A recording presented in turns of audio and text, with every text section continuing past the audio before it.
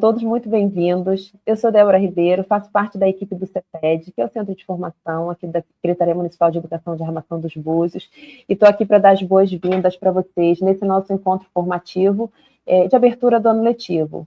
Temos um ano letivo novinho, inteirinho aí pela frente, com nossos alunos da rede aguardando aí por essa chegada do início do ano letivo. E hoje a gente marcou esse momento aqui de formação para conversar um pouco com vocês sobre um tema que tem sido um desafio dos tempos modernos, que é pensar na inteligência artificial e na aprendizagem dos nossos alunos. Então, o título do nosso encontro de hoje são Novos Tempos, Novos Saberes, refletindo sobre a aprendizagem na era da inteligência artificial. E temos uma convidada muito especial, que é a Nicole Stalivieri, que já esteve conosco aqui em Búzios, e hoje vai fazer essa apresentação. Ela é assessora da Editora Moderna, daqui a pouco eu apresento um pouquinho melhor aqui a Nicole. Teremos também a professora Ana Cláudia Cardoso, que vai fazer a mediação, vai acompanhar aqui a apresentação e depois vai fazer essa interatividade ao final. Mas para abrir mesmo esse encontro de hoje, eu quero chamar o secretário de Educação, Rodrigo Ramalho, que vai fazer as boas-vindas a cada um de vocês, docentes que estão aqui hoje, para participar desse momento. Então, dando continuidade a esse nosso momento aqui de abertura, né, de receptividade aí para vocês docentes desse ano letivo de 2026, eu passo a palavra para o nosso secretário de Educação, Rodrigo Ramalho, para dar as boas-vindas para esse ano que se inicia. Rodrigo, seja muito bem-vindo, obrigada aí pela sua participação conosco hoje. Olá, Débora, obrigado aí a você, toda a equipe do Educacional, a equipe da CEMED, ao CEPED, agradecer a Débora, a Fernanda, o Educacional aí, a nossa querida companheira Adriana, a Ana e os demais. Olá, professores, servidores, estamos iniciando o nosso ano letivo de 2026, um ano que eu tenho certeza que com a colaboração, com o trabalho, com a dedicação de todos vocês, será mais um ano de muita luta, de muito trabalho, porém de muitas conquistas, né? Temos algumas conquistas muito significativas e muito importantes ao longo dos últimos anos, e todas essas conquistas, elas se dão graças ao trabalho de todos vocês, professores, servidores, demais colaboradores das unidades escolares. Então, nós aqui no município de Armação dos Búzios temos uma grata satisfação de termos profissionais muito competentes, muito responsáveis nas unidades escolares. E iniciamos esse ano letivo com qualidade. Queria também deixar aqui um agradecimento a toda a nossa equipe da CEMED, nossos profissionais que atuam aqui na CEMED, em especial a equipe do Departamento Educacional e do CEPED, que estará ao longo do ano letivo de 2026, trabalhando com vocês, profissionais da educação, professores, as formações, as capacitações e as qualificações. E para iniciarmos nosso ano letivo de 2026, estamos aqui hoje com essa primeira formação com a nossa companheira Nicole.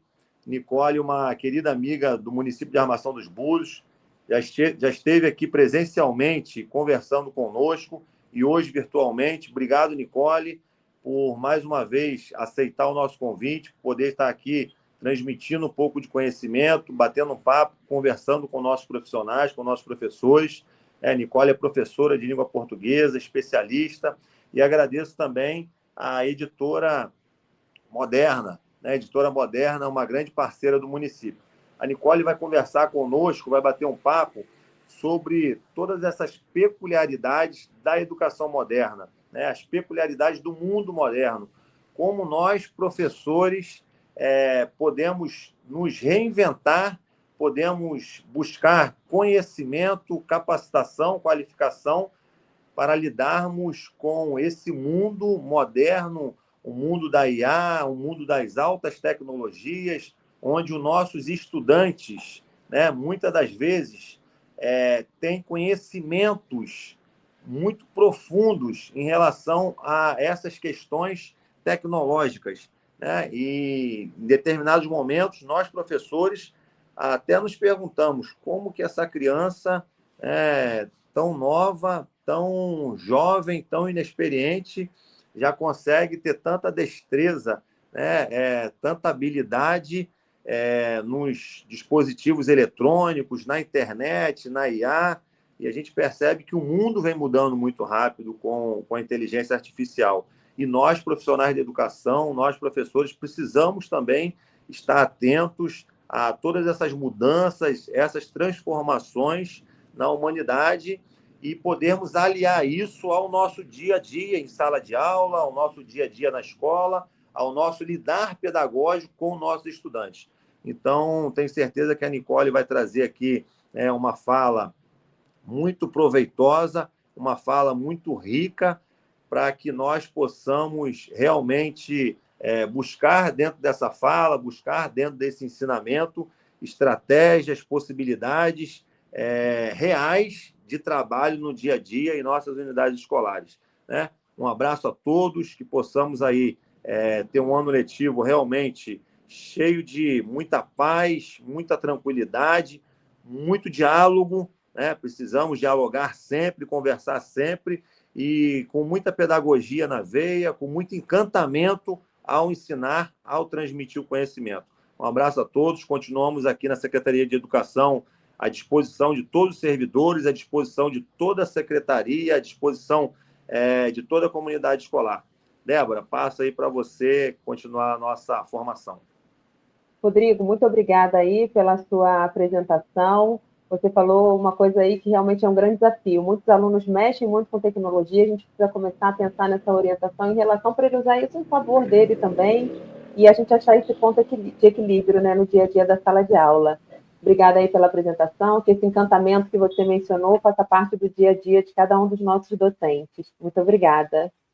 Vou dar continuidade aqui, chamando então a professora Ana Cláudia Cardoso, que faz parte da unidade educacional, ela é coordenadora adjunta da unidade educacional, vai ser a mediadora da gente hoje nesse nosso encontro. Ana Cláudia, seja muito bem-vinda. Tudo bem?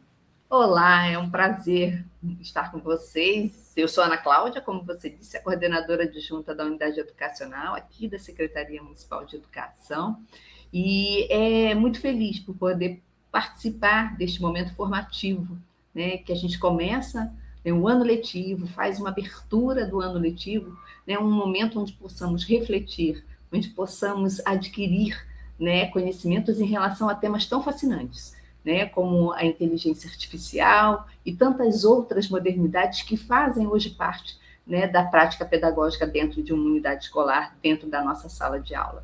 Então, assim, quero saudar a todos vocês, é com imensa alegria que aqui estou, né, saudar o secretário municipal de educação, Rodrigo Ramalho, saudar, né, a convidada Nicole e a todos das unidades escolares, principalmente os nossos diretores, professores, a toda a equipe de assessoramento pedagógico, né, para que possamos, nesse momento, nesse nosso dia formativo, né, lidar com temas que são realmente fascinantes. Hoje eu serei mediadora, né, desse momento, estarei com vocês mediando temas importantes, juntamente com a convidada Nicole, então que possamos ter aí um momento, né, de muitas reflexões, de muito estudo e de muita análise. Muito obrigada, Ana Cláudia. Eu sei que você vai ficar aqui pelos bastidores acompanhando. Ao final, você vai fazer aqui a sua interatividade aqui com a Nicole. Então, obrigada. Vou chamar, então, agora a Nicole para ficar aqui conosco, para começar esse nosso momento, né? Nicole, quero te dar um bom dia, te dar aqui o meu agradecimento, né, por aceitar esse convite, fazer essa conversa com a Armação dos Búzios, um município que você já esteve aqui, e que logo você possa estar presencialmente, conversando com os nossos professores também.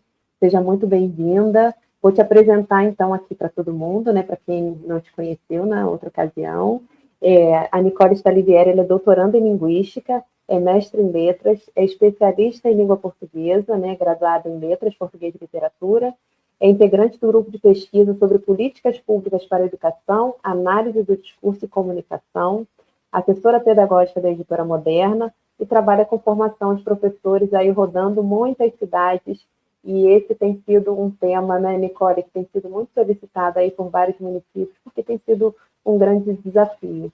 Pensar em achar o ponto de equilíbrio entre a inteligência humana, a inteligência artificial, os desafios de tudo isso, nesses mecanismos de aprendizagem, atenção, memória, tudo isso tem sido desafiador para o professor na sala de aula e para o uso não só dos alunos, como para o nosso, dos profissionais também, né, para esse uso no dia a dia de uma maneira equilibrada.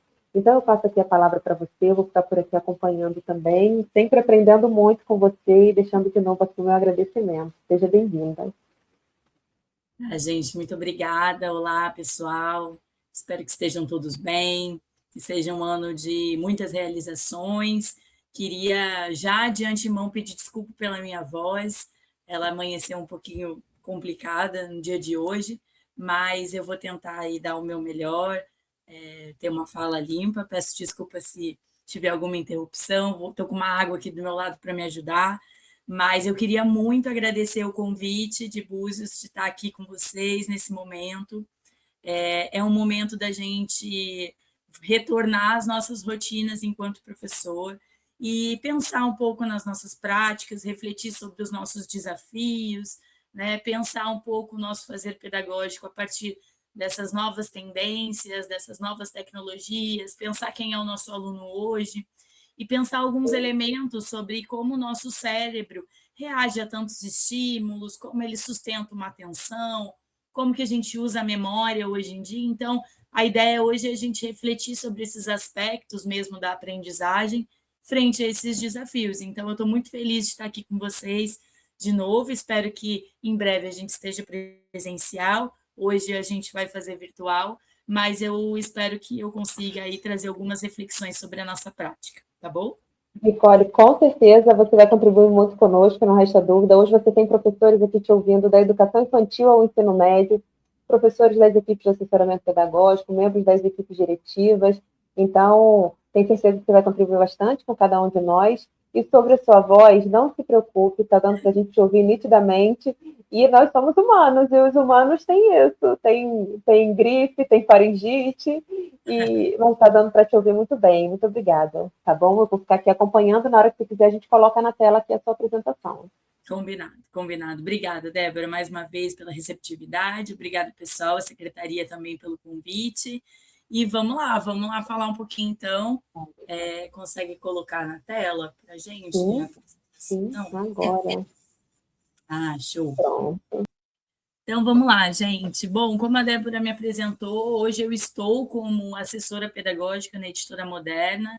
Já trabalho no mercado editorial há um tempinho, mas eu sempre digo que eu sou professora, né? Eu me formei em letras, hoje eu faço doutorado, estou mais para o campo do ensino superior, mas eu sou professora de anos finais e ensino médio, e essa questão da aprendizagem, ela sempre permeou os meus estudos, assim, em relação a como o cérebro processa algumas informações, desde a educação infantil até o ensino médio, né? Então, cada etapa o nosso cérebro responde a estímulos diferentes, cada etapa a gente tem os nossos desafios, né? Cada etapa da escolarização dos alunos a gente tem as nossas metas ali de desenvolvimento dos nossos alunos, né? Então, hoje a ideia é que a gente, aqui, como a gente está num campo de professores desde a educação infantil até o ensino médio, é a gente pensar cada um no seu cenário, né? Eu pensando hoje um pouquinho mais para o mercado editorial e ensino superior, mas nunca perdendo a essência de pensar no ensino fundamental, e vocês aí, cada um nas suas particularidades, cada um no campo que atua, né? Então, pensar esses desafios hoje é importante para a gente. E aí eu gosto de sempre começar com uma reflexão pensando qual o seu maior desafio hoje quando você está dentro de sala de aula, né? Hoje a gente tem não um desafio só, mas vários, né? E eu trouxe aqui para a gente pensar nesse contexto atual, quem é o nosso aluno e o que a gente precisa lidar. E eu queria que vocês aí, da onde vocês estivessem, pensassem se o meu aluno hoje é parecido com o aluno de vocês na sala de aula. Hoje, a gente pensa num aluno que ele busca sempre por uma resposta rápida e objetiva para tudo, né? Por quê? Porque hoje ele tem acesso a essa tecnologia, como o Rodrigo comentou com a gente aqui no início do vídeo, né? Hoje o nosso aluno chega em sala de aula, na educação infantil chega uma criança que já tem acesso às telas, no ensino fundamental dos anos iniciais, a gente precisa ensinar esse aluno a ler concorrendo ali com estímulos distratores cada vez mais frequentes na vida desse aluno, e isso impacta diretamente na aprendizagem dele, porque na nossa sala de aula eu preciso lidar com um aluno que ele é esse aluno que busca essas respostas rápidas para tudo, né? Ele tem acesso a qualquer tipo de informação, sendo ela falsa e verdadeira, o que traz para a gente um desafio muito grande, que é desenvolver o pensamento crítico dele, para que ele entenda que isso é uma informação falsa e como ele reconhece uma informação verdadeira.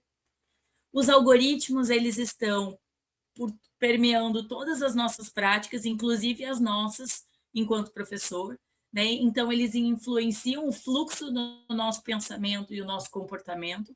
O nosso aluno, ele é um aluno que ainda está desenvolvendo funções executivas do cérebro muito importantes, e esses algoritmos estão modulando as nossas mentes, né? Porque eles já estão trazendo informações cada vez mais condicionadas conforme o uso que a gente faz da tecnologia.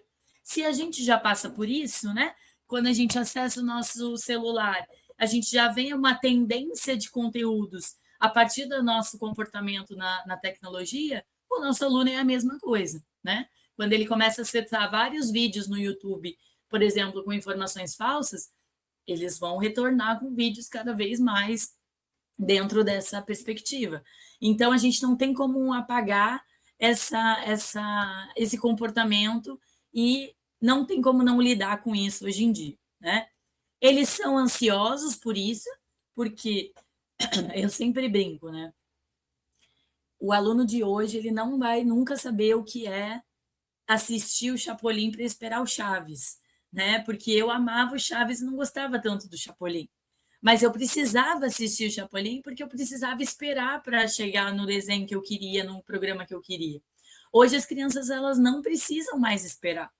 Elas vão no YouTube, elas acessam o vídeo, elas podem ver 10 minutos de vídeo, elas trocam com muita facilidade, né? Porque aquilo vai perdendo interesse, porque elas sabem que tem acesso a muito conteúdo de uma forma rápida. Isso, naturalmente, gente, faz com que os nossos alunos sejam mais imediatistas e que tenham uma ansiedade um pouco maior em relação a isso, né? Hoje, pesquisas mostram o quanto essa geração, tem um livro muito interessante chamado Geração Ansiosa, que foi reflexo de pesquisas que aconteceram há 10 anos, né, de 10 anos para cá, desses estímulos que foram acontecendo ao longo desses anos, o quanto os nativos digitais desenvolveram essa ansiedade maior, né, por conta desse comportamento. Com isso, a gente tem uma sobrecarga de informação e o aluno considera que ele é um aluno com multitarefas, né? Ou seja, ele consegue fazer várias coisas ao mesmo tempo. E hoje a gente vai ver aqui, a partir dos princípios da neurociência, que a gente nem sempre consegue ser um cérebro multitarefas. Quando a gente tem uma atividade com uma carga cognitiva muito grande, a gente não consegue se concentrar se a gente tiver estímulos distratores atrapalhando a nossa atenção. Então, eles precisam amadurecer e entender que essa sobrecarga de informação e esse cérebro multitarefas, ele tem um limite, né? E aí a gente precisa, dentro das nossas práticas, instaurar esses limites para eles. É um tempo de tela muito grande, né? A gente tem tentado sensibilizar os pais em relação a isso. A Sociedade de Pediatria no Brasil já tem uma diretriz para o uso consciente de tela, né? Então, até 5 anos de idade, não é recomendado que os alunos tenham acesso à tela, mas a gente sabe que eles têm. Então, isso acaba atrapalhando a atenção deles, né? A gente vê que a atenção deles está cada vez mais reduzida. Eles prezam por uma aplicabilidade do conteúdo, eles querem saber, mas por que eu vou aprender isso? Por que eu tenho que saber oração subordinada? Por que eu tenho que saber sujeito predicado de uma oração? Né? Então, isso são questões que a gente precisa lidar e cada vez mais dentro do mercado editorial, agora eu falo enquanto assessora pedagógica, a gente tem tentado colocar nos materiais didáticos a intenção de trabalhar aqueles conteúdos, né? Para ajudar vocês, professores, a conduzirem melhor esse tipo de questão. Você está aprendendo sujeito predicado porque isso vai fazer com que você tenha um raciocínio lógico no momento da escrita, né? Que você saiba que A ordem da oração ela é importante para a compreensão do outro. Tudo isso a gente vai tentando montar no material formas de ajudar os professores a mostrar para os alunos que é importante, sim, ele entender essas questões. Enfim, eu estou trazendo um exemplo da minha área, óbvio, mas cada um vai ter ali a sua aplicabilidade para que o aluno veja, tenha consciência do porquê que ele está aprendendo aquilo, né? Tendo em vista a necessidade no contexto atual. E a gente tem um problema sério, que é a falta de leitura, né, gente? Quanto mais a gente tem alunos usando tecnologia, menos a gente tem alunos lendo, né? Porque a carga cognitiva da leitura ela é muito alta. E quando ele acessa o celular, ele faz um movimento passivo, né? Então, eu só consigo ler se eu tenho o hábito de ler. Eu só consigo escrever se eu exercito a escrita. Então, se eu deixo de ler, e hoje a gente tem um Brasil com 53% de pessoas que não leem, e aqui nessa pesquisa da ProLivro, leitura, a concepção de leitura é um livro em 3 meses, partes ou ele todo. Então, veja, a concepção de leitor da pesquisa ela já é baixa. E a gente já tem uma grande população que não lê. E a gente tem nós, professores, tendo que ser ali a pessoa que vai incentivar a leitura. Então, eu quis só pontuar alguns desafios que a gente tem aqui, que eu encontro na minha sala de aula, né? Desde que eu dava aula para anos iniciais de ensino médio, continuo encontrando esses desafios no ensino superior, porque é uma sequência, né? O aluno sai da educação básica, ele vai para o ensino superior, ele carrega esses comportamentos. Então, é importante a gente delimitar esse nosso contexto para ver o quanto desafio a gente tem que enfrentar, né? O quanto não é fácil ser professor hoje e o quanto a gente precisa desses momentos para aprimorar a nossa prática. Bom, eu queria começar também pensando em quanto a nossa sociedade ela mudou, né? De muitos anos, né? Desde o que a gente tinha de sociedade, que era uma sociedade ágrafa, né? Que a gente não tinha escrita. A escrita é uma tecnologia relativamente nova. E aí, o que acontece quando a gente, lá nos primórdios, quando a gente não tinha escrita? A gente tinha como base fundamental a oralidade primária, né? Ou seja, a nossa capacidade de memória ela era muito maior, porque eu não tinha escrita para me fortalecer, né? Eu não tinha tecnologia da escrita para me ajudar a recuperar essas informações. Então, se a gente for pensar numa sociedade, aqui o Pierre Levy vai falar sobre as tecnologias da inteligência, a escrita foi uma tecnologia, é uma tecnologia, né? E quando a gente pensa, desculpa, de quando a sociedade era ágrafa, hoje é uma sociedade escrita, ela precisa de menos memória do que era acionada quando a gente não tinha tecnologia da escrita. E hoje, com a tecnologia que a gente tem hoje, com a IA, com os algoritmos, essa memória ela vai cada vez sendo menos acionada, porque eu não preciso acessar certas informações, eu tenho isso na palma da minha mão. Então, quando a gente fala de inteligência artificial, e a gente vai falar um pouquinho sobre isso, gente, ela é uma coisa que está posta. Eu não escolho mais não usar inteligência artificial. Eu posso não usar ela no meu dia a dia, né? Tem muitos professores que já usam, acho que é importante a gente usar para a gente entender qual é o mecanismo dela. Só que quando a gente acessa o Google e procura uma informação no Google, o que ele traz primeiramente? Antigamente ele trazia os links para você fazer uma curadoria, né? Ah, esse link, eu quero acessar esse link, eu quero acessar esse artigo, eu quero acessar. Hoje em dia, o que é a primeira coisa que aparece quando você procura alguma coisa no Google? Modo IA. A IA te dá a resposta daquilo. Você não precisa procurar. E aquela resposta tem um viés. Aquilo foi feita uma curadoria por você. Ou seja, eu não tenho mais essa escolha. Ela está ali, ela está dada. Se eu, enquanto professor, que tenho um senso crítico suficiente para saber se eu vou usar aquilo ou não, já não tenho escolha, você imagina os nossos alunos que ali tem a resposta que ele quer rápida e objetiva e ele vai usar. Né? Ele vai usar. E a gente precisa fazer com que ele pense melhor em relação a isso. Então, se a gente for pensar na transformação da nossa sociedade em relação às tecnologias que foram incorporadas, hoje a gente tem uma terceirização da nossa memória. Muita coisa que a gente fazia antigamente, a gente não precisa mais fazer. Vou dar alguns exemplos aqui. Estima-se que 60% do que a gente faz hoje, né, a gente traz uma porção significativa que a gente delega para certas tecnologias. Então, a gente não precisa mais usar a nossa memória para certas tarefas, como, por exemplo, gravar telefone. Eu não sei, eu mal sei o meu, né, gente? A gente mal sabe, às vezes dá até um branco, porque a gente não usa, a gente passa o contato para outra pessoa direto do WhatsApp. Senha. Gente, é difícil a gente lembrar da senha da Netflix, porque é uma senha que eu não preciso acessar toda hora. Hoje eu tenho códigos de verificação que vai uma mensagem para o seu celular. Ou seja, gravar senha, eu não preciso mais, né? Porque tudo hoje é código de verificação. O nome de rua, caminho, eu não preciso, eu tenho Waze, eu tenho GPS, que me leva a qualquer lugar, né? Então, eu não preciso mais. Antigamente, a gente tinha os nossos taxistas de confiança, que eles sabiam a cidade de cor e salteado. Isso é, hoje, algo que a gente não precisa mais, porque a tecnologia está ao nosso serviço, né? As compras que a gente faz recorrentes, né? Às vezes, acaba um produto que você compra com frequência, o próprio site já te indica, você precisa comprar aquele produto. Então, vejam quanto essa modificação no nosso comportamento modifica a nossa memória também. E a gente começa a usar a nossa memória para outras questões. E o nosso aluno também. Então, a gente começa a precisar exercitar a nossa memória para outras questões, já que esses comportamentos do dia a dia a gente não precisa mais acionar.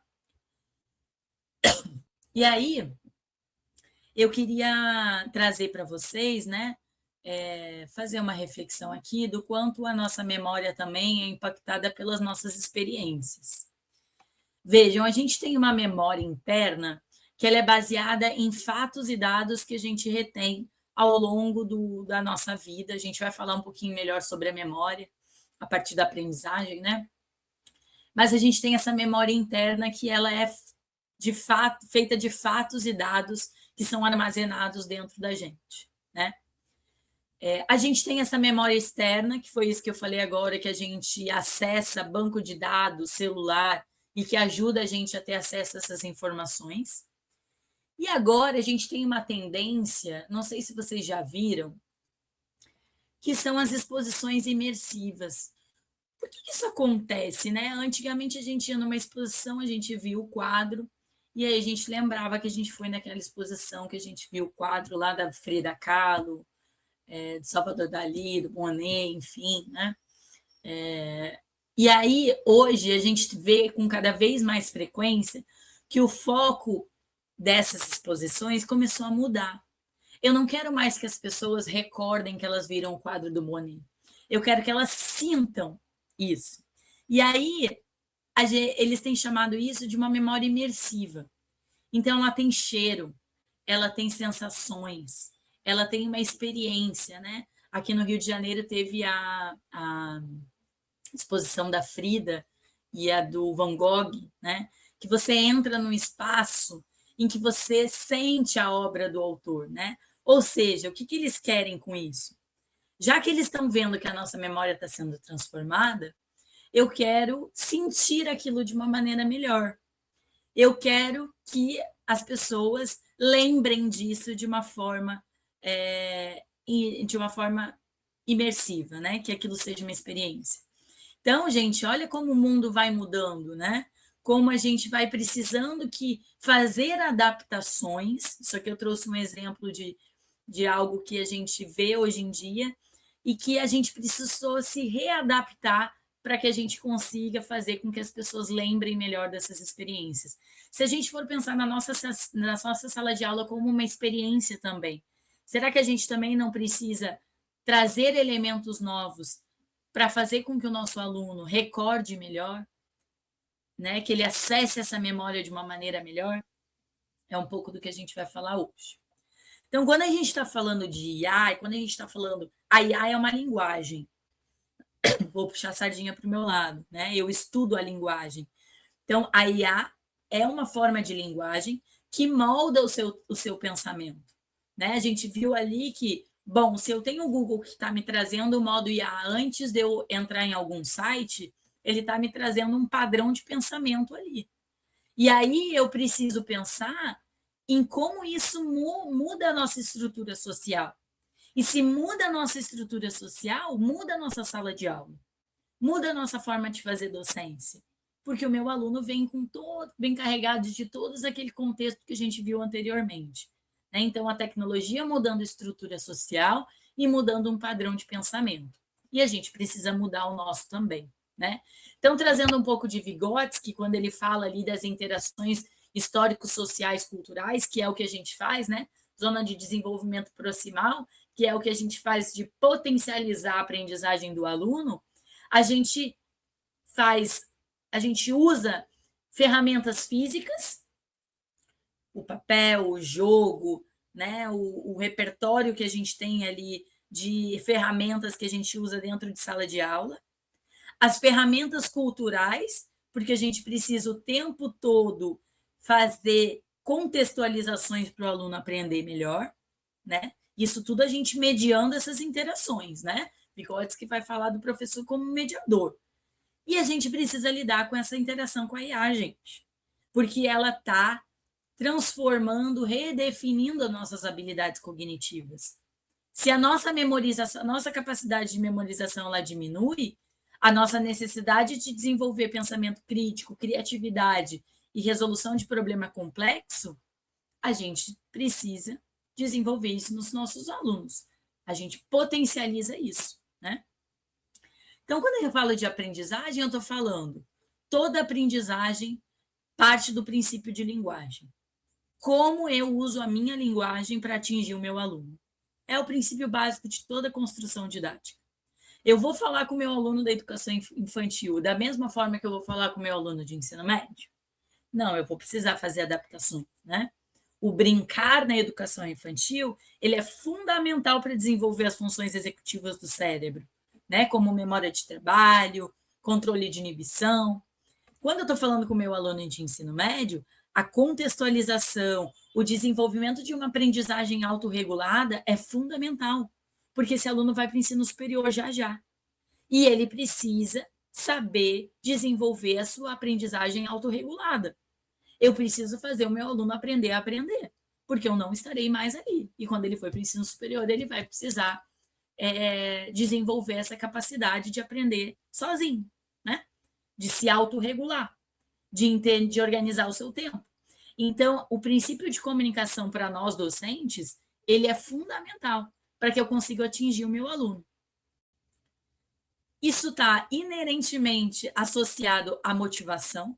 E, gente, nós só conseguimos nos motivar a aprender algo se a gente tem curiosidade. Se vocês estão aqui hoje me ouvindo, é porque vocês sentiram curiosidade a partir de um tema, como isso ia agregar à formação de vocês. O que eu ia trazer aqui de troca, porque cada um de nós aqui temos o nosso repertório e o nosso pensamento, né? A nossa leitura de mundo, para que a gente vá construindo um repertório cada vez mais vasto. Eu aprendo com vocês, vocês aprendem comigo, a gente vai ouvindo outras palestras, vai ouvindo outros professores, vai ouvindo outros colegas, isso vai gerando motivação a aprender, tudo acionado por uma curiosidade cognitiva. Então, o nosso aluno ele precisa ser motivado por uma curiosidade. Então, quando ele pergunta para vocês, mas por que eu vou aprender isso? Ele está instigando a gente a pensar de modo curioso a uma informação nova, né? E a participação, o engajamento na sala de aula, ele está estritamente vinculado ao que é intrigante, ao que é familiar. Por isso que hoje, quando a gente pensa dentro do mercado editorial em apresentar um conteúdo para o aluno, a gente sempre resgata algo que o aluno tenha de familiar. A gente sempre tenta contextualizar esse assunto a algo que seja intrigante para ele. Gente, eu consigo fazer isso para todos, 100% dos meus alunos? Não, porque cada um, a motivação, ela também tem a motivação interna e externa, né? O que pode ser motivador para você pode não ser para mim. Mas eu tento, dentro de um parâmetro, de um padrão, trazer algo de referência dentro dessas faixas etárias que seja algo familiar e intrigante para eles. e aí você puxa o conteúdo novo a partir do que é contextual. Isso é algo que a gente tem tentado implementar muito, a partir dos princípios de neurociência, pensando nesse engajamento. Eu consigo engajar muito mais quando eu conheço parte do assunto que eu vou trazer. Linguagem, eles sabem. Né? Eu vou desenvolver a complexidade dessa linguagem para o meu aluno, mas ele chega na sala de aula de educação infantil já sabendo se expressar. Ele chega nos anos iniciais já sabendo ler o mundo. Eu vou desenvolver a leitura e a escrita de forma consolidada nesse aluno. Então, eu preciso usar elementos que sejam familiares para eles. Beleza? Nisso, a gente sempre teve uma perspectiva de aprendizagem de uma maneira linear, né? Vou trazer um exemplo aqui para a gente pensar. Se a gente for pensar dentro de uma lógica linear, o conceito de gato é um animal, né? E aí eu vou trazendo complexidade para esse conceito. Ele é um animal, depois ele aprende que faz parte da família dos mamíferos, e que dentro dos mamíferos ele ainda tem mais uma particularidade dele ser um felino. Trazendo mais palpável. Se eu estou ensinando língua portuguesa para meus alunos dos anos finais, eu vou começar com classes de palavras, depois eu vou falar de função sintática, e depois eu vou falar de orações, ou de semântica, ou de pragmática. Vejam que o meu nível de complexidade ele vai aumentando, né, em relação à língua. Você pode pensar dessa forma aí para a sua disciplina. Tá? Mas hoje, se a gente está pensando que o aluno tem acesso a tanta informação e que ele, se ele quiser saber o que é uma oração subordinada, ele vai lá no Google e o modo IA vai trazer para ele até exemplos de informação subordinada, a minha forma de ensinar a oração subordinada para o aluno, ela vai precisar alterar, né? Então, se eu for pensar nisso na analogia que a gente estava fazendo com o gato, a gente pode pensar nesse gato a partir de uma construção em rede. O que dois filósofos vão falar, né, de um conceito chamado rizoma. Rizoma é as conexões e multiplicidades que a gente consegue fazer a partir de algo criativo, né? A gente desconstrói essa linearidade um pouco e começa a expandir novas formas de pensar. Então, gato, eu posso continuar pensando no gato como um animal, mas ele pode ser um meme. Né? Hoje em dia, a gente tem uma nova forma de se comunicar na internet e os nossos alunos estão muito inseridos nessa perspectiva. O aluno ele vai saber o que é um meme ou uma figurinha de WhatsApp, né? Eu posso pensar no gato como uma construção ali um pouco ilegal. Isso tem muito no Rio de Janeiro, não sei se tem aí na cidade de vocês, mas aqui tem bastante. Não deixa de ser um gato, né? Eu estou expandindo a minha capacidade criativa e pensando em novas conexões. Ou ele pode ser também esse tipo de gato, e aí vai depender da nossa sensibilidade ali de achar que isso também pode ser um gato. Então, gente, quando eu penso em um novo paradigma, que é só uma brincadeirinha, só para a gente pensar nessas conexões novas que é possível de fazer a partir de novas construções. Então, se eu vou trabalhar um sujeito, eu posso trabalhar um sujeito a partir de um meme. Se eu vou trabalhar uma oração coordenada, eu posso usar um texto sem conjunções, para ele ir agregando essas conjunções, né? Então, vejam que eu sou uma professora bem de língua portuguesa, né? Que eu não trago exemplo de matemática, porque eu não vou me arriscar aqui. Mas essas novas construções, gente, a gente começa a falar a linguagem do aluno. E aí, quando a gente quer engajamento, participação e motivação, isso faz total diferença, né? Então, quando a gente está falando disso, a gente está tentando romper alguns padrões de pensamento que a gente tinha enquanto professor. Né? Aqui eu trago esse livro que está disponível na internet para baixar. Ele é um livro da Fundação Santiliana, que faz parte do grupo da Editora Moderna, né? Mas ele é um livro que vai trazer para nós essa perspectiva de criar um novo sentido de agir. Né?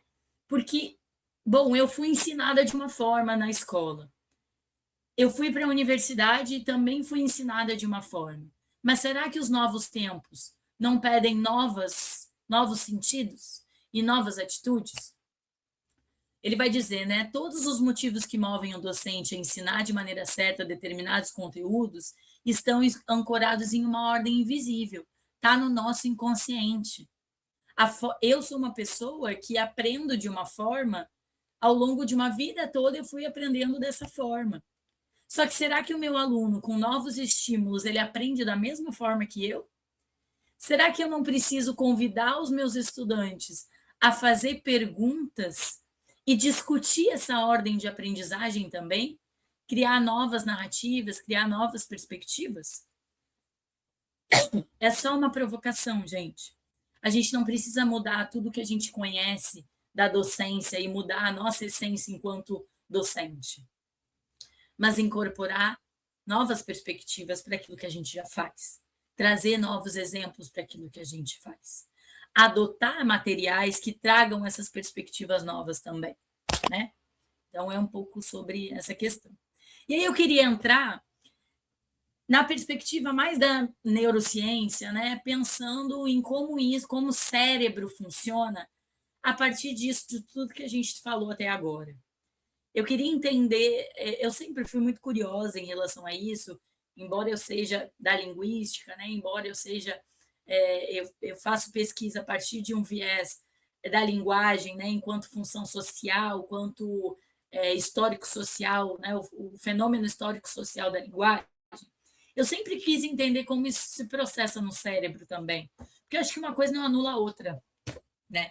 Eu acho que a forma da gente, nós professores, a gente precisa entender um pouco o quanto o cérebro ele aprende a partir dessa percepção, desse sentido, dessa atenção, dessa memória, porque eu acho que isso faz total diferença quando a gente propõe uma aula diferente, né? Quando eu saio um pouco, não estou dizendo que a aula expositiva não pode ter também um caráter estimulante, porque eu acho que na aula expositiva, quando eu trago algo que seja familiar para o aluno, eu já estou trazendo um estímulo diferente para ele. Eu já estou trabalhando com a percepção dele dentro da aula expositiva, né? Então, eu sempre quis entender um pouco isso. E aí eu trouxe alguns insights assim, para a gente pensar dentro desse cenário como que isso funciona, tá? Para nós e para os nossos alunos. Então, vamos pensar nos nossos sentidos e percepções, né? Quando eu falo sentido, gente, lembra daquelas exposições imersivas que eu falei que hoje tem acontecido? O que elas querem? Elas querem mexer com o nosso sentido. Elas querem, porque o sentido é a porta de entrada para o mundo. Eu sinto um cheiro, eu lembro de alguma coisa. Eu como algo que me remete à minha infância, aquilo vem uma percepção diferente, né? Então, quando eu falo de sentido visual, ou um sentido sensorial, né? Eu estou falando aquilo que é a nossa porta de entrada para o mundo, né? Por isso que quando a gente até não trouxe aqui a foto, podia ter trazido, eu tenho um afilhado agora de 5 meses. E eu comprei aqueles livrinhos de alto contraste para ele, né? Não sei se vocês já devem ter visto. Porque nos sentidos do bebê, né, as percepções do bebê, elas vão sendo desenvolvidas gradativamente. Então, ele só consegue ver cores de alto contraste, preto, branco, vermelho. E aí eu comprei um livro com essas cores para mostrar para ele. O que eu estou fazendo?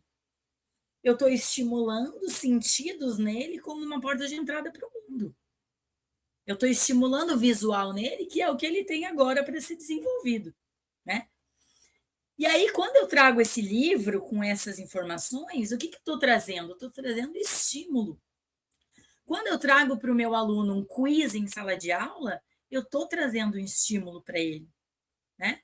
Quando eu coloco ele para aprender com um colega, é um estímulo diferente. Por quê? Porque eu quero que ele compreenda novas perspectivas, né? E a partir desses estímulos, a gente está trabalhando a fixação de informações. Então, eu vou começar a trabalhar com ele, vou começar a propor metodologias ali, mesmo numa aula expositiva, em que esses estímulos vão sendo aguçados e ele vai fixando essas informações. Por que eu quero que ele fixe essas informações? Porque eu quero que ele compreenda. Cada um de nós aqui, gente, vai compreender a partir de um estímulo. Pode ser o mesmo estímulo, mas cada um aqui vai compreender de um jeito, porque cada um aqui tem um repertório, um visual, né? E a partir dessa percepção é a forma que a gente compreende esses estímulos. E aí, cada indivíduo tem o seu. Aqui eu trouxe uma imagem para a gente perceber, né? A gente tem 2 pintores, né? A gente tem o Dalí, que faz uma pintura surrealista, né? E a gente tem ali outro pintor que é cubista, né? Então, a gente tem 2 pintores que eles têm a mesma função, mas eles têm percepções de mundo diferentes que vai imprimir na arte dele. Quando eu mostro essa imagem para vocês, cada um aqui vai ver um animal diferente primeiro. Conforme vocês vão vendo essa imagem com mais frequência, por mais tempo, você vai encontrando outros animais. Quando eu mostro para vocês todos os animais que tinham nessa imagem, você pode dizer, eu não vi o gato que tinha ali, ou o ratinho que tinha lá embaixo, né? Porque você precisa de tempo para assimilar. A mesma coisa vai acontecer quando a gente expõe o conteúdo para o aluno. Ele vai ver uma superfície antes, e conforme ele vai instigando aquele conteúdo, ele vai percebendo coisas novas naquele conteúdo. Gente, o estímulo foi igual para todo mundo aqui. Eu dei a mesma imagem para vocês. Cada um aqui viu primeiro um animal e depois foi vendo isso de uma maneira diferente. É o que acontece quando a gente trabalha conteúdos em sala de aula. Quando a gente trabalha aprendizagens com os nossos alunos, desde a educação infantil até o ensino médio, né? Então, o estímulo é o mesmo, mas a percepção ela vai sendo expandida conforme o tempo do aluno, conforme o repertório que ele tem. Um outro ponto que eu queria trazer aqui para vocês é a questão da atenção. A gente viu lá no nosso contexto atual que a atenção ela está cada vez mais difícil de ser trabalhada com os nossos alunos, né? Cada vez menos a nossa atenção ela vai sendo desafiada, né? E aí a gente tem os tipos de atenção em relação à voluntária, aquilo que eu escolho prestar atenção. De alguma forma, aqui a gente está assistindo essa formação, é uma atenção voluntária. Eu quero estar prestando atenção na Nicole, que ela tem para me falar. Mas se o seu celular toca e ele está do seu lado, e é alguém importante, ou é uma notificação, né, de alguém que, enfim, essa atenção ela vira automática. Por quê? Porque ela sofreu um estímulo distrator. A partir do momento em que eu recebi a notificação, eu vou pegar o meu celular e vou ver quem mandou mensagem. Aquela informação voluntária, ela estava sendo ali intencional. A partir do momento que teve um estímulo distrator, ela independe da nossa vontade, gente. A gente vai olhar. Então, esse negócio que a gente diz, pode falar, estou aqui no celular, né, vendo um negócio aqui, e a pessoa está falando com você, você não vai sustentar essa atenção voluntária. É o que acontece com os nossos alunos. A atenção voluntária deles é cada vez menor. Tudo hoje é um estímulo distrator que rouba a atenção do meu aluno, e aquela minha sala de aula, já sabe, fica um pouco complicado, né? Então, por que cada aluno sai da nossa sala de aula com entendimentos diferentes, né? Eu tenho um aluno que ele sustenta a atenção de uma maneira mais concentrada, e eu tenho alunos que não. E eu não estou falando nem de questão de alunos neurodivergentes, tá, gente? Eu estou falando de aluno que é neurotípico.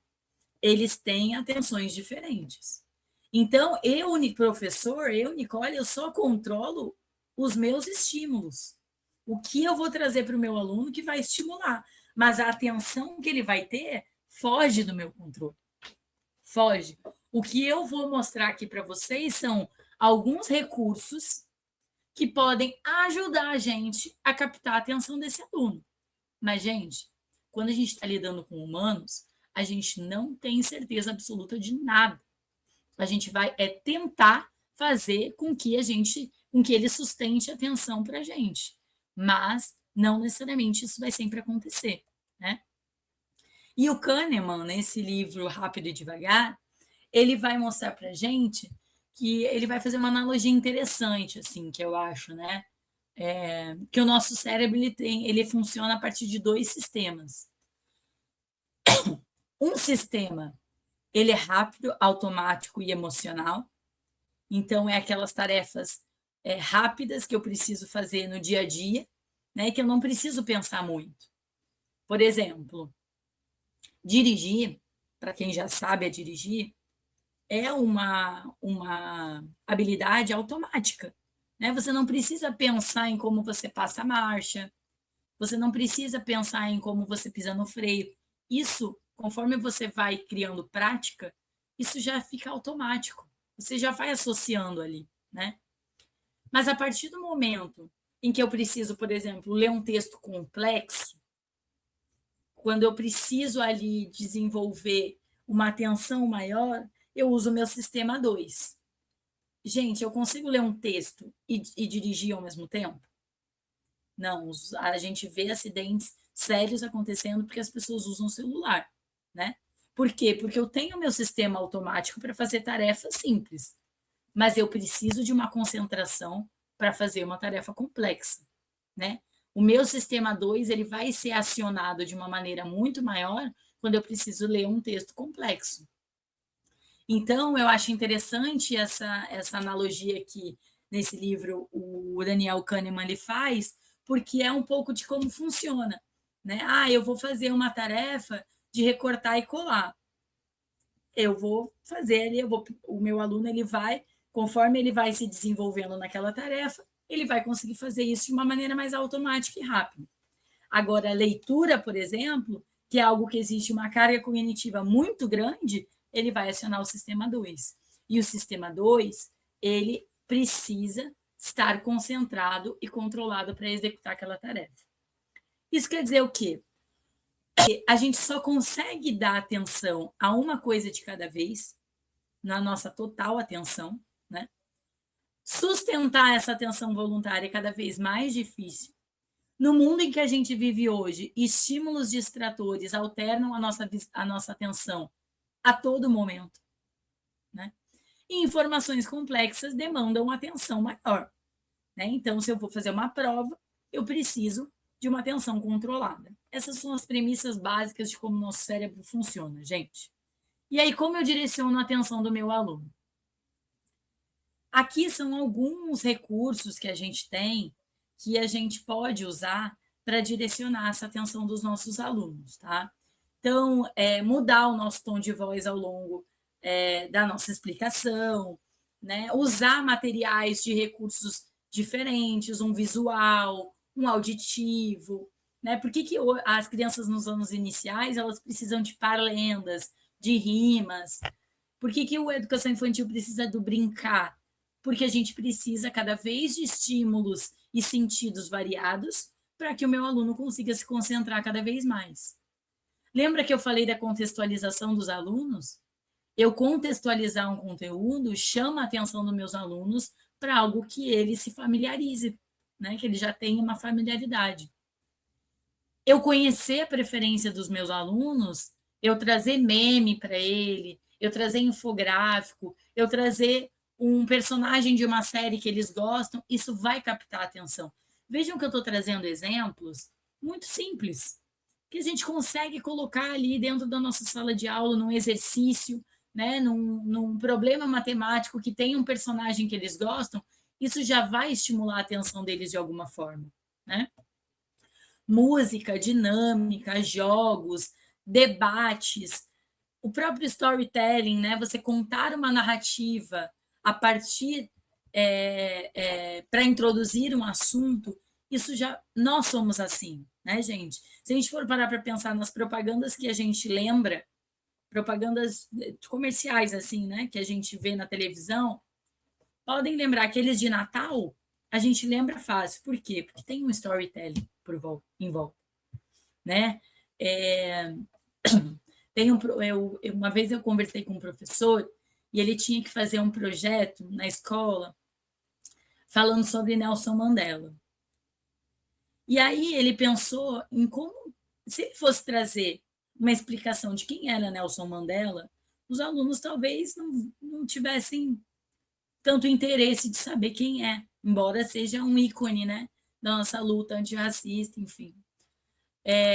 Mas aí o que o professor pensou? Não, eu vou pensar numa história que coloque o Nelson Mandela como um personagem dessa história. E aí ele trouxe um personagem de um desenho que estava sendo muito, muito utilizado pelos alunos, muito visto pelos alunos, e colocou o Nelson Mandela como um amigo desse personagem. O que ele fez, gente?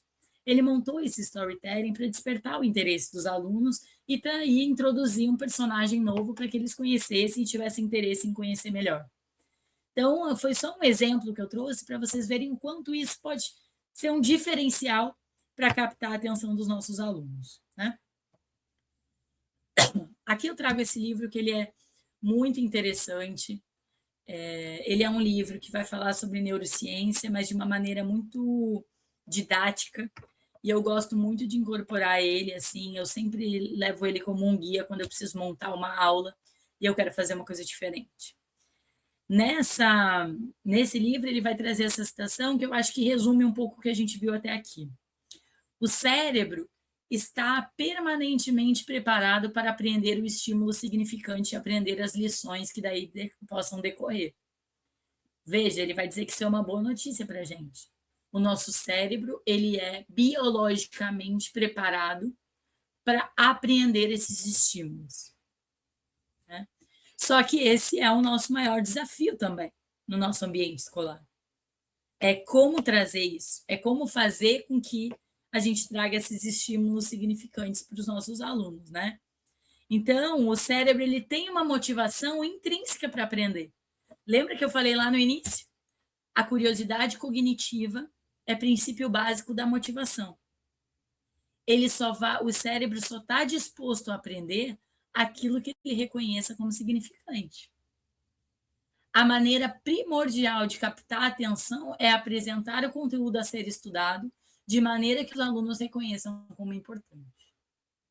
Então, gente, hoje, falo um pouco agora pensando no mercado editorial, tá?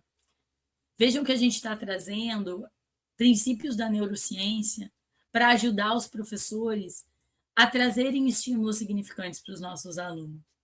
Então, quando vocês forem analisar um material, quando vocês forem procurar recursos na internet, né, quando vocês forem fazer uma curadoria, né, de conteúdos, pensem nisso. Pensem em materiais que vão trazer algo que contextualize esse conteúdo de alguma forma para o aluno, que seja estimulante para ele de alguma forma, ainda que eu vá dar uma aula expositiva. Porque eu não preciso fazer algo mirabolante.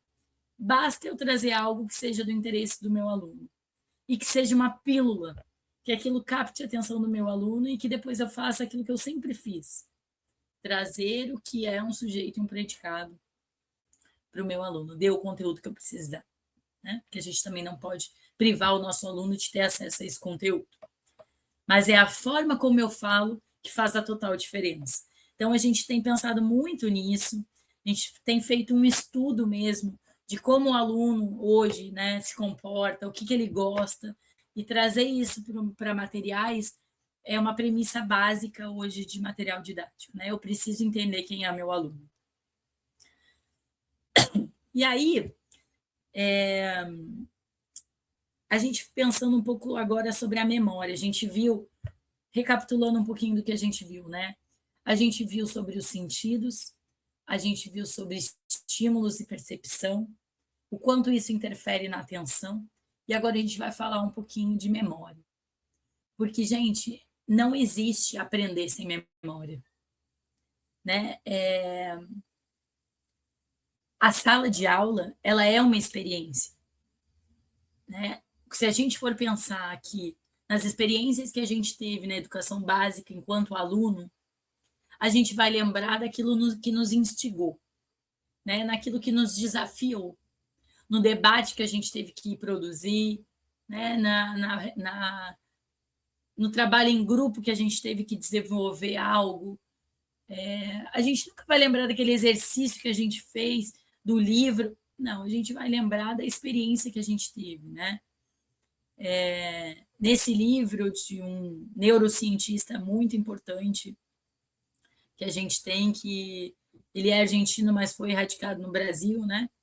Ele vai falar: não há no intelecto que não tenha estado antes nos sentidos. Eu acho essa frase muito boa. Não há no intelecto que não tenha estado antes nos sentidos.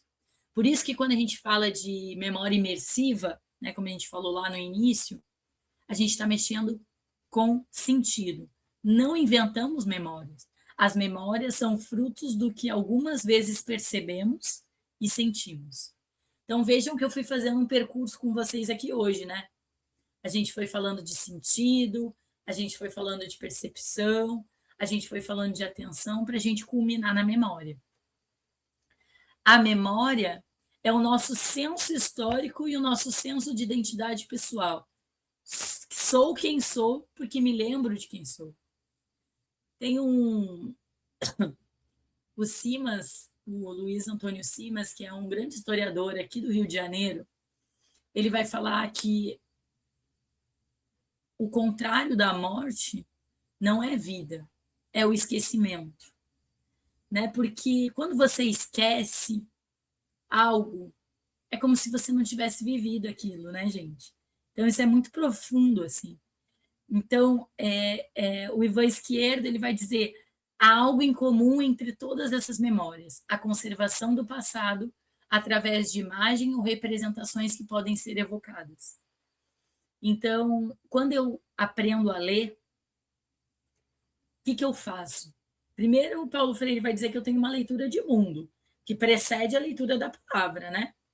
Mas quando eu começo a ler a palavra, eu começo a decodificar essas palavras, esses códigos, e eu vou usando a minha memória para eu entender que um som representa um grafema, que esse grafema ele vira uma sílaba, que essa sílaba vira uma palavra.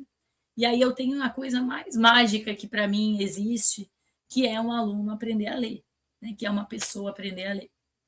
Então eu vou acionando a minha memória e essa memória ela vai sendo construída, isso vai me dando repertório, e eu vou lendo um livro, que eu vou associando a outro, que eu vou associando a outro repertório, que eu vou trazendo outros autores, que eu vou fazendo uma leitura, que eu vou lembrando de outra. Gente, isso é mágico, não é porque eu sou da letras, não. Sou suspeita para falar, né? E eu gosto muito de ler. Quando eu leio um livro, né? Quando eu entro numa história, eu vou usando a minha leitura de mundo para construir aquela história nova, né? Então, a leitura, ela é também uma construção dessa sua memória, de todo o repertório que você tem. E o aluno vai fazendo isso, né? Então, quando ele vai escrever uma redação do Enem, ele precisa trazer esse repertório de leitura para que ele consiga construir o argumento dele. Então, para mim, a memória, tanto a sensorial quanto a memória de trabalho, ela é muito importante. Então, a nossa memória é a capacidade de aquisição de uma informação nova. Eu vou formando o meu repertório, eu vou conservando aquele repertório e eu vou evocando ele sempre que eu preciso.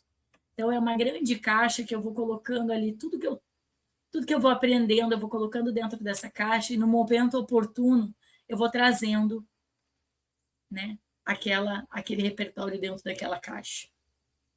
Então, as memórias são feitas de células nervosas que armazenam-se em redes de neurônios. São moduladas pelas emoções, pelo nível de consciência e pelo estado de ânimo. Eu vou lembrar, gente, de todos os livros, todas as séries e todos os filmes que eu ver? Não vou lembrar, porque não somos humanos e a gente vai esquecendo as coisas. Mas eu vou lembrar o que eu senti quando eu li aquele livro, ou o que eu senti quando eu vi aquela série. Por isso que a gente recomenda coisas para as outras pessoas, né? Então, a memória ela é fundamental para isso, para a aprendizagem.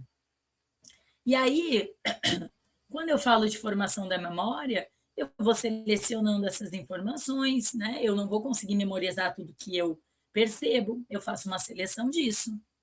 Eu começo esse processo de consolidação dessas memórias, que leva tempo, né? Dentro da educação básica, a gente vai consolidando essas memórias ao longo do processo. A gente vai incorporando informações adicionais conforme o nível de complexidade e novos detalhes vão acontecendo. E a gente vai formando registros complexos a partir dessas novas experiências. Então, vejam que aqui eu trouxe a formação da memória, nada mais é do que o processo da educação básica que vai da educação infantil ao ensino médio. É isso que a gente faz com os nossos alunos, e depois, quando a gente é adulto, a gente continua fazendo isso. E essas memórias, elas são classificadas por tipo, né? Como eu falei, aquela memória imediata, que eu aciono conforme a Nicole está falando coisas para mim, eu vou acionando memórias ali, eu vou usando a minha memória de trabalho para aquilo fazer sentido para mim. Essa memória, ela vai permanecer, o que eu estou falando aqui para vocês, gente, ela vai permanecer por um tempo. Se eu não revisitar isso que eu falei, ou se eu vou lembrar do quê? Eu vou lembrar de uma memória episódica, que eu vou lembrar que teve uma formação, eu vou lembrar de alguns insights que eu trouxe aqui para vocês, de alguns exemplos que tocaram vocês, né? Então, a gente pode classificar essas memórias por tempo e por conteúdo.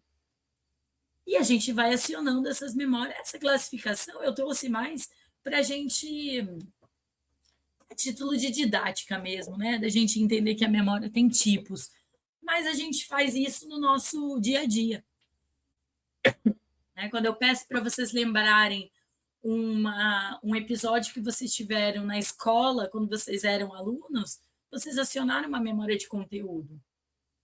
Quando eu peço para vocês lembrarem um livro que marcou para vocês, um filme que marcou vocês, é a memória semântica de vocês que está sendo acionada ali, que vocês vão trazer um conhecimento de mundo de vocês. Agora, se eu peço para vocês lerem um texto, raciocinarem aquilo de alguma forma, eu estou usando minha memória de trabalho ali, que eu vou precisar decodificar aquele texto naquele momento, né? Então, é um pouco como a nossa memória é construída. Bom, o que eu quero dizer com tudo isso, né, gente? Aqui um pouquinho do que a gente viu aqui hoje, né? Percepção, sentido, estímulo, atenção, memória. O que isso vai significar para a gente, né? O que é neurociência hoje? A gente está muito em alta, né? Porque eu acho que a gente tem sede de entender como o nosso cérebro funciona. E nós somos neurocientistas práticos, né, gente? O professor, ele é um neurocientista prático porque ele manipula estímulos, percepções, sentidos em prol de uma aprendizagem. E aí, a gente só consegue produzir sentido para aquilo que a gente está ensinando quando isso é carregado de uma emoção. Quando existe um contexto e uma realidade envolvida. Quando aquilo não é abstrato. Quando mesmo uma fórmula de física, eu consigo trazer para a realidade do aluno. Por que ciências, né? A disciplina de ciências, ela é tão estimulante para os nossos alunos? Porque eles veem aquilo acontecer, né? No seu dia a dia, aquilo que eles manipulam, né? Então, a gente precisa trazer isso para a matemática, a gente precisa trazer isso para a linguagem, para língua portuguesa, né, para a história, para a geografia, a gente precisa fazer analogias, porque a atenção dele, ela vai ser direcionada para aquilo que é estimulante.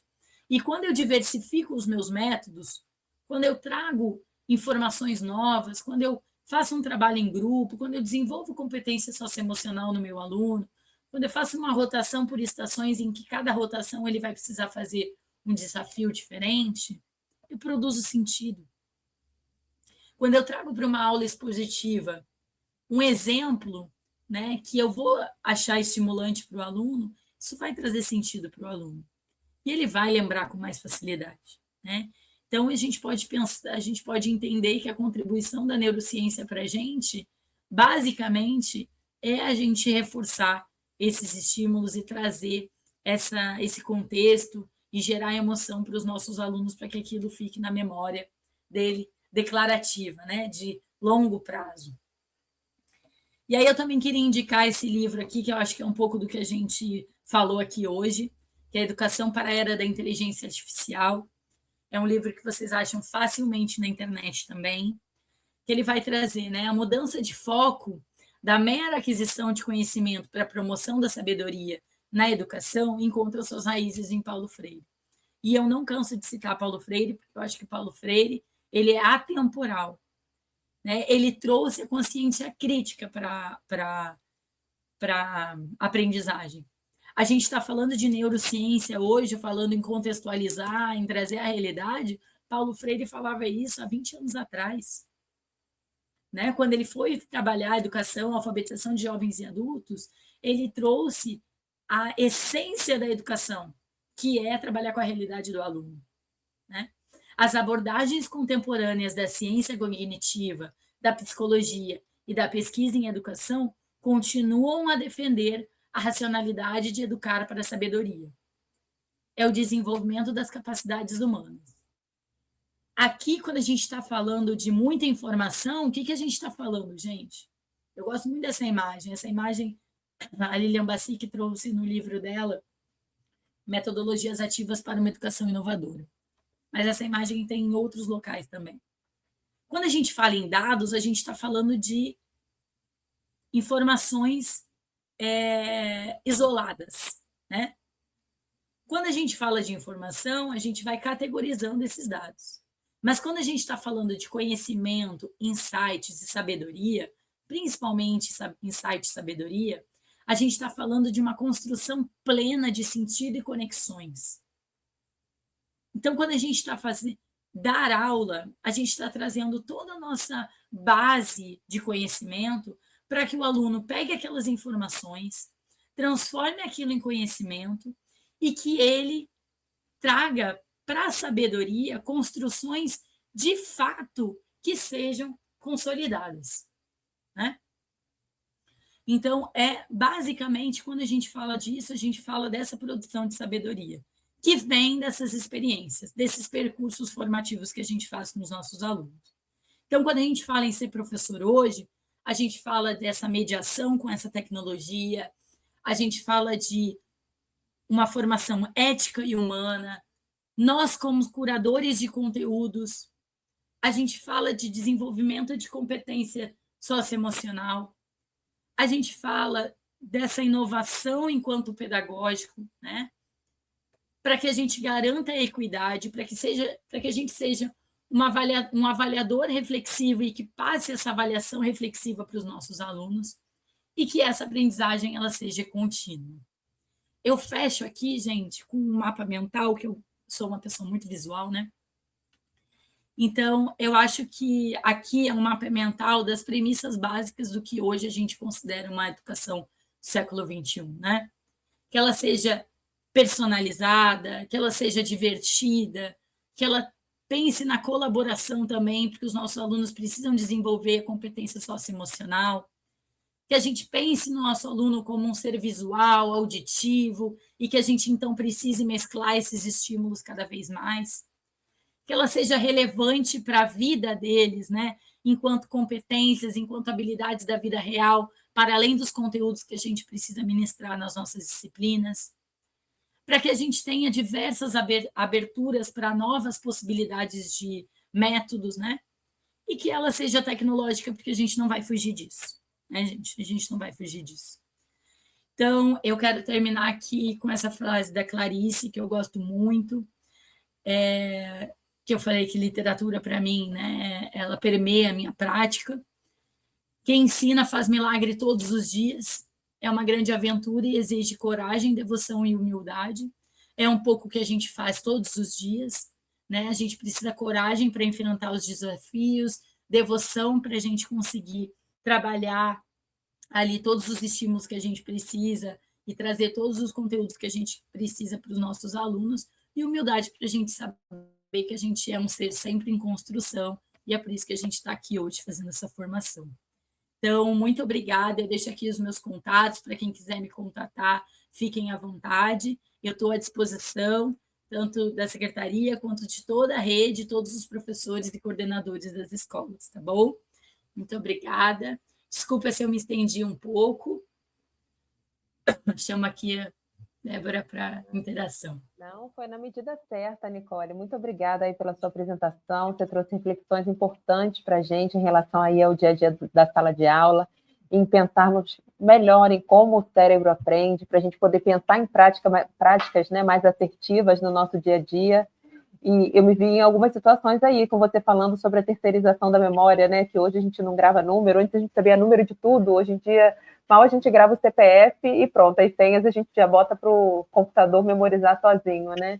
Então, pensar em como isso se transporta para a sala de aula, como a gente trabalha isso com os nossos alunos, você estava falando do sistema 1 e do sistema 2, né, de aprendizagem aí de cada um, como que a gente trata tudo isso no nosso dia a dia da sala de aula, da educação infantil ao ensino médio, esse estímulo pela curiosidade, a concorrência do externo com o formato da sala de aula é gigantesca, e esse é o nosso desafio aí no dia a dia, né? De trabalhar isso com os nossos alunos e com as diferentes maneiras que cada um aprende. Mas eu vou chamar aqui a Ana Cláudia, que fez também algumas anotações aí, que vai conversar um pouquinho, entrar nessa roda de conversa aqui para falar um pouquinho sobre esses assuntos aqui abordados e essas reflexões. Ana, obrigada. Foi muito bacana esse momento, Nicole. Quantas reflexões você nos conduziu nesse momento, né? E isso nos ajuda a pensar no nosso fazer pedagógico, que eu acho que é o mais importante, né? De como, a partir dessas novas tecnologias, desses novos tempos modernos, que foi uma coisa que o Rodrigo falou, e realmente saber lidar com esses tempos modernos, né? É de suma importância para o nosso dia a dia. Entender quem é esse aluno, né? Quem é esse nosso estudante, os desafios que a gente vai encontrar, mas com o uso das tecnologias. Então, assim, foi muito bacana a gente poder refletir sobre isso. E quando a gente fala em inteligência artificial e principalmente aliada à aprendizagem, eu acho que isso é fascinante. Ter esse tema é muito fascinante, né? E aí me fica assim uma grande questão, e até para conversar com você a respeito disso, né? Qual é o futuro da inteligência artificial na educação? Porque a gente vai ter que lidar com isso, não é? Mesmo com tantos desafios, a gente vai precisar, né, saber lidar com essa inteligência artificial no nosso dia a dia, no nosso cotidiano, no nosso ambiente escolar, né? Como você, né, pode nos ajudar e nos orientar em relação a esses impactos que a gente vai encontrar aí no dia a dia. Com certeza.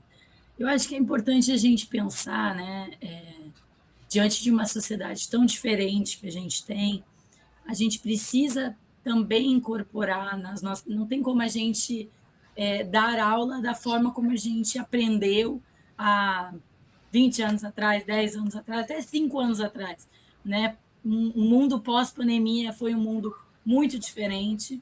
A IA, ela veio com muita força pós-pandemia, né? E uma coisa que eu sempre falo, assim, né, que a gente tem muitas opiniões em relação à IA sobre ela permanecer e crescer cada vez mais, ou ela perder força também, né? Então, a gente não sabe muito bem, é um futuro muito incerto. Mas o que eu gosto sempre de falar, e eu, enquanto professora, faço, é usar a IA. A gente precisa usar a IA para a gente conhecer ela, para saber como ela funciona, porque os nossos alunos vão usar. E se os nossos alunos vão usar, a gente precisa entender de que forma, então, a gente conscientiza esse aluno a usar de uma maneira mais saudável, de uma maneira crítica, né? De uma maneira que faça com que isso seja mais uma ferramenta. Como o Google foi, como a calculadora foi, né? Então, como o dicionário foi, enfim. Então, quando eu falei lá no início sobre as tecnologias que foram incorporadas ao longo da sociedade, a gente foi se transformando e a gente foi usando isso a nosso favor, e a gente foi entendendo como ela funcionava e foi adaptando os nossos processos em relação a isso. O professor de matemática, ele não perdeu força por causa da calculadora, né? Os professores não vão perder força por conta da IA, porque o que a gente faz algo que transcende apenas uma ferramenta, né? A gente é um ser social. Na pandemia, nós fomos impedidos de estar presencialmente e a gente viu o quanto isso impactou negativamente a aprendizagem dos alunos. Aprender é algo que exige mediação. Então, nada disso a IA vai substituir.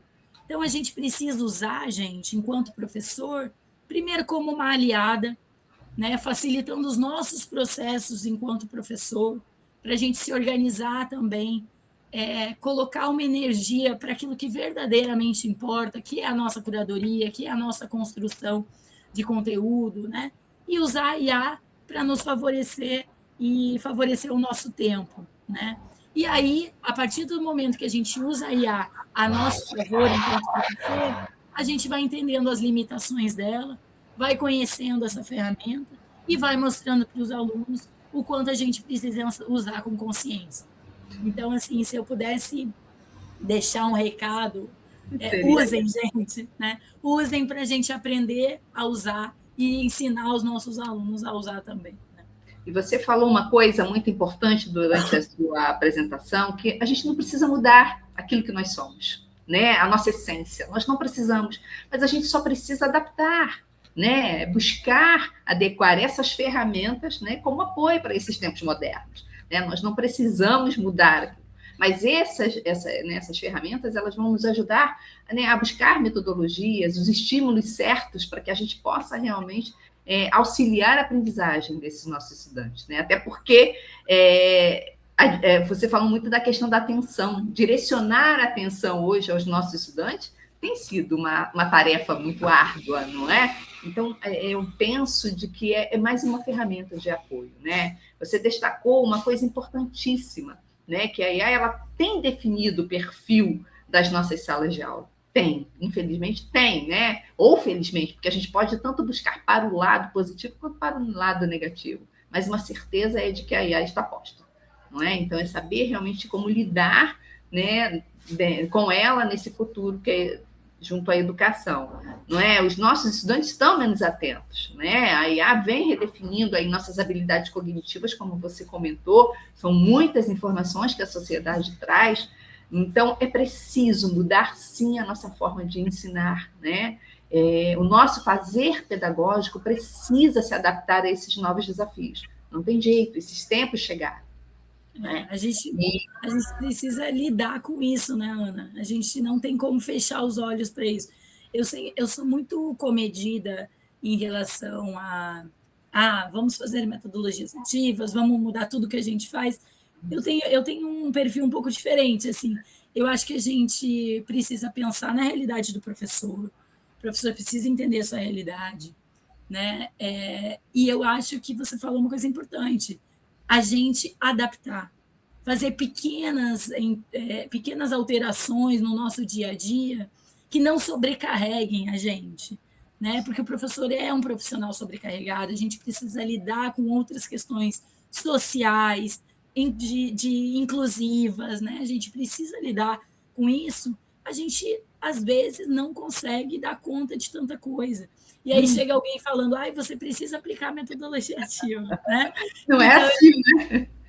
Exato.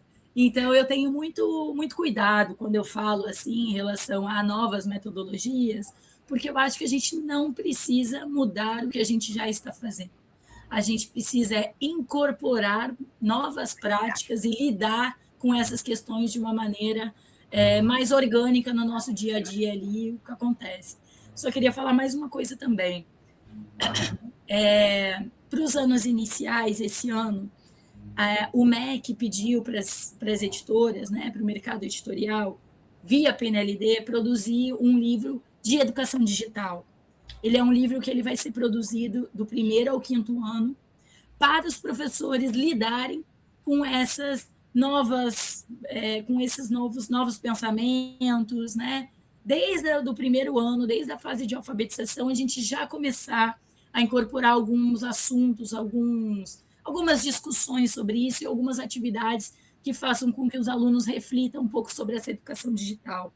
Então, eu só queria deixar assim, um spoiler para os professores de anos iniciais, que eles vão ter esse material que foi pedido pelo MEC, para dar conta também de uma BNCC da computação, que a gente vai ter também que incorporar esse ano, né? Então, eu quero só mostrar para eles que isso é uma realidade hoje que está sendo incorporada dentro das políticas públicas também, porque a gente sabe que é fundamental lidar com isso. Então, quando eu estou falando assim, a gente precisa incorporar, vai ter material que vai ajudar os professores nisso. Então, também acho que é uma informação legal de se pontuar. Isso é muito importante, porque esse ano a gente traz essa mudança dentro do nosso currículo, não é? Colocamos a computação e entender que não precisamos ter diretamente o recurso do computador para a gente desenvolver, né, essas tecnologias digitais dentro da nossa sala de aula, né? Você comentou muito bem que a gente precisa criar em relação à aprendizagem para que esse aluno possa, né, efetivar seu processo de aprendizagem, é uma linguagem, né? É trazer essas ferramentas como apoio, não é, né? Não é necessário, eu não posso fazer a computação porque eu não tenho o meu computador, né? A gente esquece que não é só o físico, até porque a gente já tem umas crianças com excesso de telas, às vezes, né? A ansiedade causada pelo excesso de telas. Então, o que a gente precisa é entender que a gente, dentro da sala de aula, o nosso fazer pedagógico precisa comunicar uma linguagem com o público que a gente está. Quem é essa criança da educação infantil? Como que a gente vai lidar com essa linguagem tão nova, desses tempos tão modernos, com essa criança, né? Com esse adolescente, com esse jovem? Então, é buscar mesmo um ambiente que motive, um ambiente que, através dessa curiosidade, né, desperte novos sentidos, né, novas atitudes junto a esses estudantes. E a participação. Você falou uma outra coisa importante que eu gostei muito, é de que a aprendizagem seja intrigante.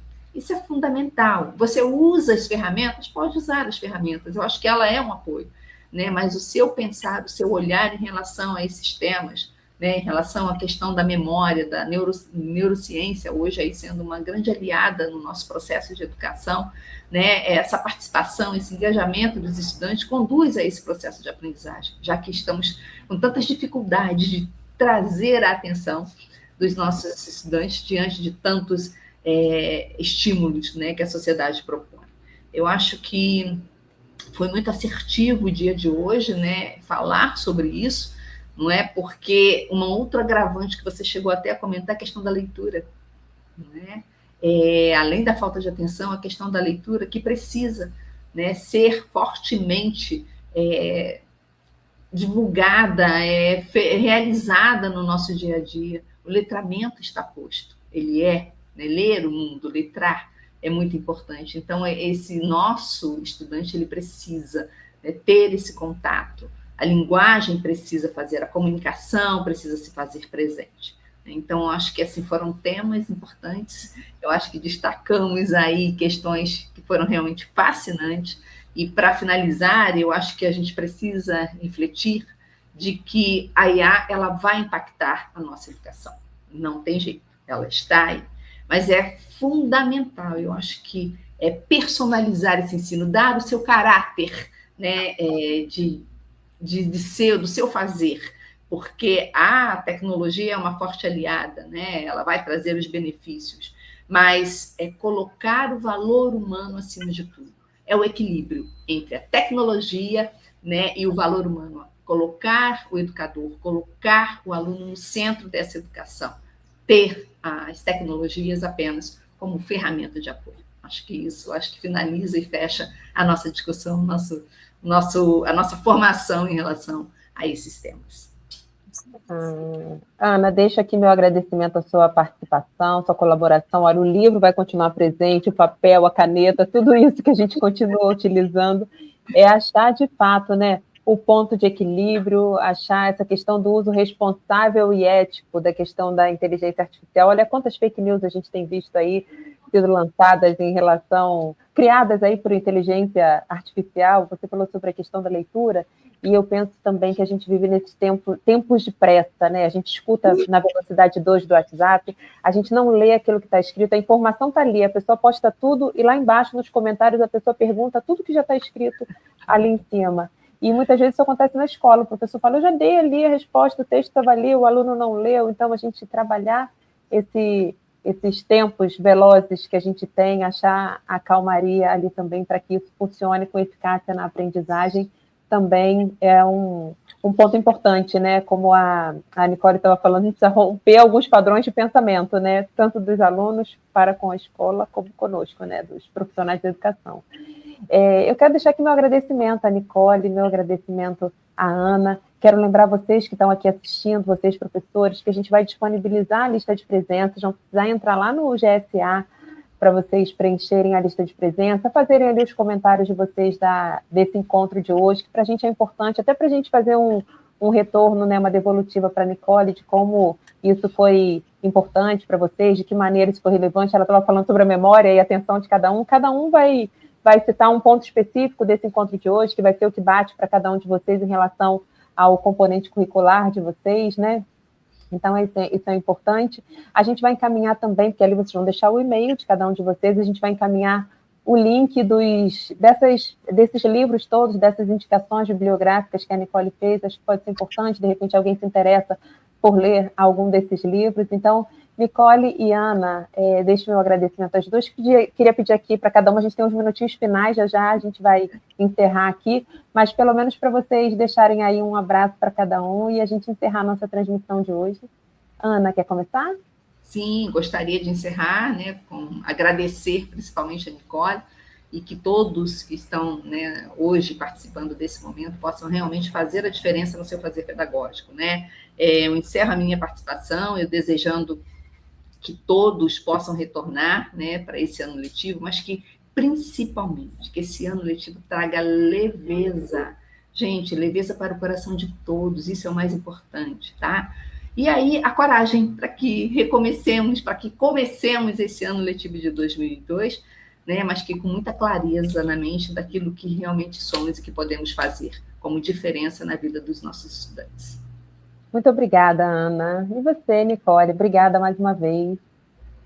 Gente, muito obrigada. Peço desculpas mais uma vez por essa voz um pouco falhada, mas agradeço demais a oportunidade de estar aqui com vocês, de trocar com vocês. Espero que estejamos presencialmente em algum momento esse ano.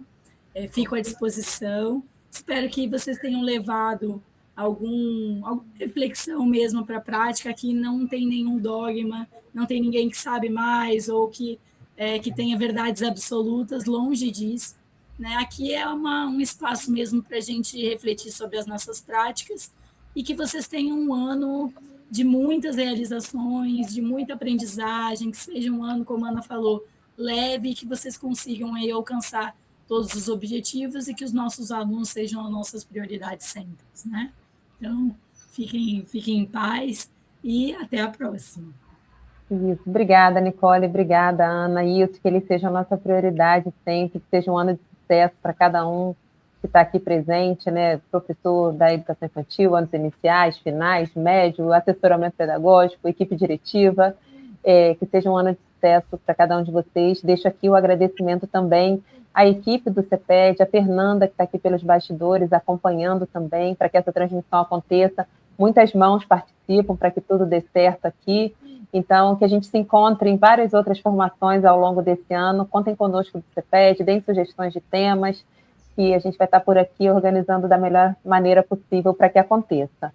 Um abraço a cada um de vocês, sucesso aí em suas jornadas, e que a gente escreva um ano novo, né, que já veio, porque era o ano que vem, agora já é o ano que veio, né, que a gente escreva um ano de 2026 bem bacana, cada um aí nas suas unidades escolares e na vida, porque somos professores, mas somos seres humanos, temos a nossa vida, nossas famílias e tantos planos que a gente fez para que esse ano fosse um ano bom, que a gente consiga transformá-lo em um ano ótimo.